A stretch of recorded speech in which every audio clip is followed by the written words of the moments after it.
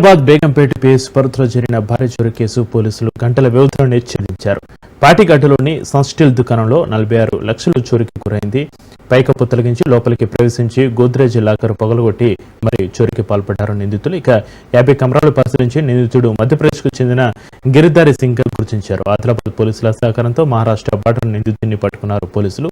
ఇక నిందితుడి నుంచి 46 లక్షల నగదు స్వాధీనం చేసుకుని రిమాండ్కు తరలించారు.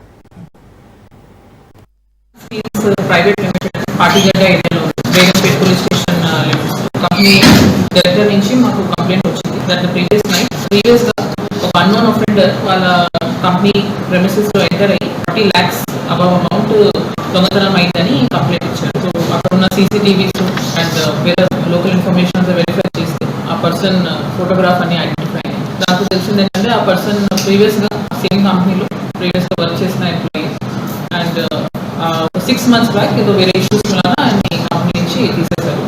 సో ఆయనకి ఇన్స్ and out of the company ఎట్లా ఎంట్రన్స్ ఎగ్జిట్ ఎట్లా చేయాలి, దెన్ అమౌంట్ ఎక్కడ ఉంది, గోద్రేజ్ లాకర్ని బ్రేక్ ఓపెన్ చేసి తీసుకొని వెళ్ళారు. ఎక్కడ ఉంది ఇదంతా ఐడియా ఆ పర్సన్కి ముందు నుంచి ఉంది అట్లీస్ట్. సో దాన్ని అడ్వాంటేజ్ తీసుకొని సో CCTV ఫుటేజ్ వచ్చిన తర్వాత మా క్రైమ్ టీమ్స్ అన్ని మార్నింగ్ అరౌండ్ 9:30, 10 o'clock మాకు ఇన్ఫర్మేషన్ వచ్చింది. And with in span of 6 to 7 hours అక్యూజ్ని ఐడెంటిఫై లొకేషన్ అనేది ఎక్కడ ఉంది ఐడెంటిఫై చేసుకుని ఆయన పట్టుకోవడం జరిగింది.